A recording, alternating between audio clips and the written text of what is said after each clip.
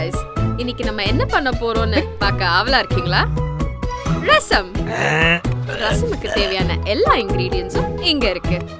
தக்காளி, கொத்தமல்லி, இஞ்சி, அப்புறம் மசாலாஸ் நிறைய இங்க. ஏய், என்ன பண்ற? போ. ஹாய் guys, இன்னைக்கு நம்ம என்ன பண்ண போறோம்னு பார்க்க போறீங்களா? ரசம். இப்ப என்ன பண்ணிட்டு இருக்க? ரசம் வைக்கிறதுலாம் அவ்வளோ பெரிய மேட்ரே இல்லை. மாம்பழம் மையரோட ரசம் பேஸ்ட் இருந்தா போதும். முதல்ல 200 ml தண்ணி எடுத்துக்கோங்க. அப்புறம் 2 டீஸ்பூன் மாம்பழம் மையர்ஸ் ரசம் பேஸ்ட் எடுத்துக்கோங்க. 3 to 5 நிமிஷம் கொதிக்க வைங்க. உங்களுடைய சூப்பரான ரசம் ரெடி. டேஸ்ட்.